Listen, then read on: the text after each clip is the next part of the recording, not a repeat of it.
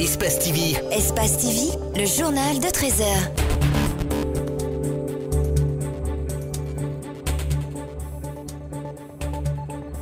Bonsoir à tous, bienvenue aux 13h d'Espace TV. Voici les titres de ce journal.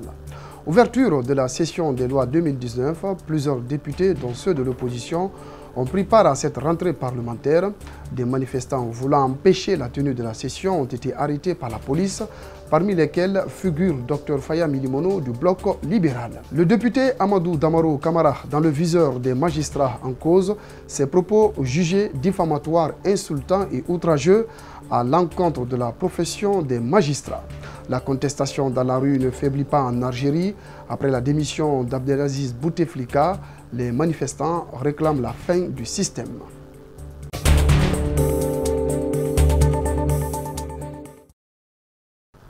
Ouverture ce vendredi à l'hémicycle de la session des lois 2019 du Parlement guinéen. Plusieurs députés de l'opposition ont pris part à cette session qui va s'accentuer sur l'adoption de 9 textes de loi. Cependant, des opposants à la tenue de la dite session ont été empêchés de manifester et certains d'entre eux interpellés, dont Dr Faya Milimono, président du bloc libéral. Abdourahmane Ba, Yacouba Traoré. Il tenait bien à empêcher l'ouverture de cette session des lois. Mais Dr Faya Milimono n'a pas franchi les portes de l'hémicycle, qu'il a été aussitôt interpellé par la police. Et comme si rien ne s'est passé, la session peut se tenir en toute tranquillité. 9 textes de loi seront débattus et adoptés, notamment le Code civil et le statut du chef de file de l'opposition. Il y a déjà 9 textes du gouvernement qui nous sont transmis déjà et voilà, en somme. Mais ce qui se passe généralement, c'est que dès qu'on ouvre, au fil du temps, le gouvernement nous envoie toujours des textes. Malgré le scepticisme de certains sur la présence des députés de l'opposition, ils ont siégé à cette ouverture de la session parlementaire.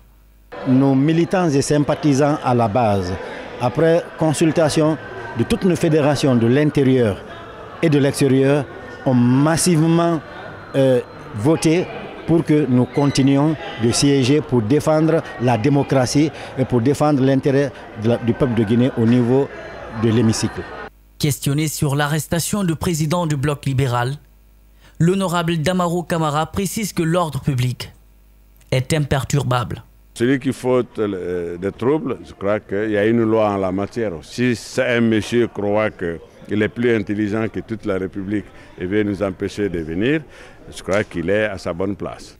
D'après l'honorable Ben Youssouf Keïta, Dr Faya Milimono, comme tout citoyen, est libre d'exercer ses droits. Faya, s'il a été arrêté, il doit être purement simplement libéré parce qu'il est citoyen guinéen et c'est son droit absolu de manifester tant qu'il ne détruit absolument rien et tant qu'il n'y a pas atteinte à l'intégrité physique de qui que ce soit. L'association des magistrats menace le député Amadou Damaro Camara contre ses propos qu'elle qualifie diffamatoires, insultants et outrageux au cours d'une conférence de presse. Déjà, une réunion de la corporation est prévue le 12 avril pour répondre encore vigoureusement le député. Djibril Ba, Ibrahim Assouma. Remonté, le porte-parole des magistrats n'a pas pu se réserver contre le député Amadou Damaro Camara.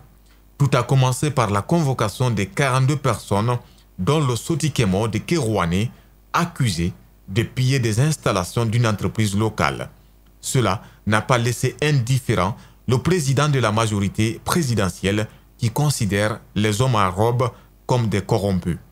Les propos de M. Damaro sont séditieux. C'est des propos qui incitent les citoyens à se révolter contre les magistrats. C'est des propos qui portent atteinte à l'honneur et à la dignité des magistrats et de la magistrature. Les magistrats pourraient intenter une action judiciaire contre le député Damaro. Leur porte-parole menace. Et qu'il n'oublie pas qu'il l'a fait hors session. Sa protection, c'est en session. Sa protection, ce n'est pas hors session. Je crois qu'il y a lieu là d'apprendre aussi à connaître la loi. Le député ne semble pas inquiet par les propos menaçants des magistrats. Et il y a des magistrats aussi qui menacent les poursuites. Je les attends. Les magistrats se disent préoccupés pour leur sécurité. Une réunion de l'association est prévue le 12 avril prochain. La société civile est à l'origine de la mise en place du Front national pour la défense de la Constitution, mais le CNOX, avec à sa tête Dr Dansa Kourouma, parle d'un mouvement prématuré, prétentieux et populiste. Pour reprendre ses propres termes, le PGDD non plus n'a pas pris part au lancement, mais il dit partager les valeurs défendues par le Front. Mamadou Sadio Badé, Ibrahima Souma. Disons-le clairement que la société civile dans sa diversité n'a pas pris part au lancement du Front national pour la défense de la Constitution. N'empêche que des plateformes comme le PJDD partagent les objectifs définis par le Front. Nous partageons les mêmes valeurs. Le moment venu, nous avons nos actions, on sortira avec nos pancartes et nous allons continuer avec eux pour mettre pression sur l'État. L'essentiel que nous aboutissions à l'objectif visé. Ibrahima Aminata Diallo caresse le rêve de voir le président Alpha Condé offrir une surprise agréable en ne touchant pas à la Constitution. C'est pourquoi il lui suggère de résister à toute tentation de se pérenniser au pouvoir au-delà de son mandat. Si la Constitution dans son article 27 est claire là-dessus, moi je l'invite en tant qu'ancien opposant historique aux différents régimes de ce pays de l'entrer dans l'histoire et de se conformer aux principes démocratiques pour éviter le chaos à la Guinée. Le CNOSC a un ton différent. La structure se voit plus grande que l'adhésion à des mouvements de ce genre, surtout qu'elle n'a pas été conviée. Mais son président a un propos presque désobligeant à l'encontre des géniteurs du FNDC. Nous n'avons pas été conviés. Et pour ma part, c'est une rencontre à la fois prématurée, prétentieuse et populiste. Êtes-vous pour ou contre la modification de la Constitution, messieurs Dansa Kourouma? Une réponse presque dansante, mais avec une dose de gymnastique, on a sa réponse. La Constitution guinéenne en vigueur, celle de mai 2010, est claire par rapport à la durée au nombre de mandats. Alors si vous voulez sortir d'autres interprétations à ça, c'est que vous voulez faire la confusion. Je ne veux pas être artisan de cette confusion. Les positions commencent à être tranchantes. Bientôt, les acteurs de la société civile, tout comme la classe politique d'ailleurs, vont se définir à travers les actes que les uns et les autres vont poser. Les cas de viol à Conakry prennent une proportion inquiétante. De présumés violeurs sur une fillette de 4 ans et la seconde âgée de 15 ans, après leur arrestation, ont été présentés hier jeudi à la presse par l'Office de protection du genre et de l'enfance et mœurs. Le compte-rendu est signé Mariam Fodé Camara. Donc, il reconnaît effectivement les faits qui lui ont été reprochés. Il a même donné 1000 francs à la petite pour passer à l'acte. Voilà les 2 cas que nous avons dans nos mains aujourd'hui. Il s'agit d'un jeune âgé de 29 ans, plombier de profession, arrêté à Kerouané après avoir violé une fille âgée de 15 ans. La directrice générale adjointe de l'OPROGEM explique. Le premier cas, nous avons été saisis par une plainte manuscrite en date du 10 décembre 2018. Et nous avons travaillé en concert avec nos autres collègues pour pouvoir mettre main sur le présumé auteur parce que depuis qu'il a commis son acte, il est allé en cavale.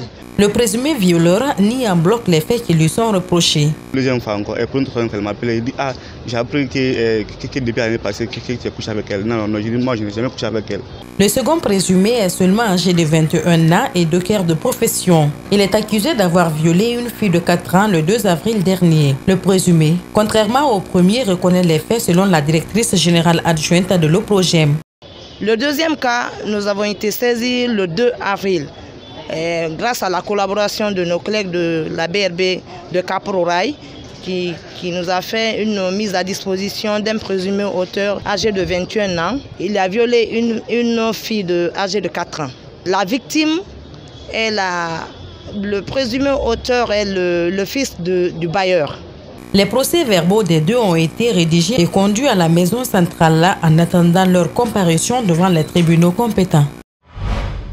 Espace TV célèbre son 5e anniversaire ce dimanche 7 avril 2019. À cette occasion, un concert géant qui connaîtra des têtes d'affiche comme Kerry James est prévu à l'esplanade du Palais du Peuple de Conakry.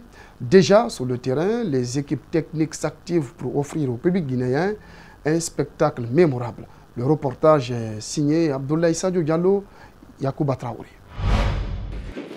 C'est ici, à l'esplanade du Palais du Peuple de Conakry, que se tiendra le concert anniversaire tant attendu de la télévision Espace TV. Avant le jour J, les équipes techniques s'affairent pour la réussite de l'événement. Du podium au échafaudage, les travaux d'installation vont bon train. Oui, ça évolue très très bien. On a commencé depuis hier déjà tout ce qui est ferraille. Ferraille, ça veut dire tout ce qui est aspect podium, structure et échafaudage. On a déjà commencé depuis hier. Vous voyez déjà que la toiture est déjà montée et les techniciens sont en train de monter les échafaudages. Les échafaudages qui vont permettre les linereurs. Les linereurs, c'est les systèmes d'eau-parleurs qui sont fabriqués pour des espaces et en plein air de 20 000, 60 000 personnes. C'est les structures-là et les techniciens sont en train de monter au jour d'aujourd'hui. Pour ces 5 ans d'existence d'Espace TV, une logistique nouvelle est sortie de l'emballage. La qualité du son et la lumière ne feront donc pas défaut, rassure Arda. C'est du nouveau matériel qui est arrivé. Est-ce que vous voyez, pour la première fois qui doit être installé, ce que nous donnons, c'est le plus de tout ce que les gens ont l'habitude d'entendre comme sonorisation. Un paquet solide et mobilisé pour la réussite de l'événement. Le public est donc invité ce dimanche à se réunir massivement. Je demande encore une fois de plus au public guinéen de venir massivement fêter les 5 ans d'anniversaire de la télé Espace et avec plus de professionnalisme et plus de joie et qu'on dit merci à Espace quoi. Parmi les têtes d'affiche du concert anniversaire d'Espace TV, Kerry James, Sherifa Luna, Takana Zion, Mastadji, Gianni Alpha, des artistes suffisamment préparés pour vous égayer.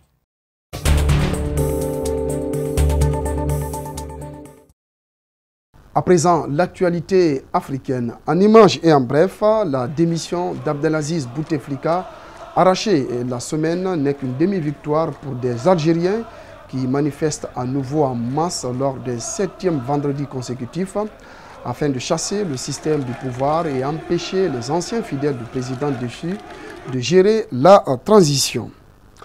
Enfin, Evelyne a été l'une des premières victimes du virus Ebola en septembre à Butembo, épicentre de l'épidémie de fièvre hémorragique qui a déjà tué près de 700 personnes dans l'est de la République démocratique du Congo. Infirmière, Evelyne est à présent une berceuse, sorte d'assistance maternelle au chevet des enfants touchés par la maladie. Reportage. Quand l'épidémie d'Ebola a frappé la ville congolaise de Butembo, Evelyne faisait partie des premières personnes contaminées. Guérie et maintenant immunisée, elle travaille comme berceuse dans le centre de traitement de la ville et reste au chevet des enfants suspectés d'être touchés par la maladie, comme la petite Sarah, 7 mois, qui vient de passer des tests. Ici, les enfants subissent les effets collatéraux d'Ebola. Luc, 5 ans, a été pris en charge dans cette crèche gérée par l'UNICEF. Sa maman est morte d'Ebola. Donc il a en observation, vu qu'il était en contact direct avec sa maman. D'après l'UNICEF, les enfants représentent 30% des victimes d'Ebola, dans un pays où la moitié de la population a moins de 18 ans. Dans cette école de Butembo, Huguette tente de sensibiliser les plus jeunes après avoir elle-même survécu à la maladie. Principalement, c'est leur dire que la maladie existe et que nous devons nous prévenir de cette maladie parce que c'est une maladie mortelle. Autre défi, l'insécurité. Cible d'attaque en début d'année, les 2 centres de traitement de Butembo et de Katoa sont sous haute protection. La reconstruction et la réouverture du centre de Katoa suscitent des attentes très concrètes de la part des habitants. Alors nous sommes là pour chercher le boulot pour avoir quelque chose à manger. Ebola fait peur, mais pour le moment, les gens comprennent que c'est un danger et il faut se protéger. Comprendre la maladie, informer les populations locales, tels sont les enjeux pour protéger les enfants de Butembo. D'après l'OMS, la lutte contre Ebola pourrait prendre encore 6 mois. Voilà, c'est la fin de ce journal. Merci à tous de l'avoir suivi. Rendez-vous sur notre site espacetvguinée.info. Bonsoir sur vous.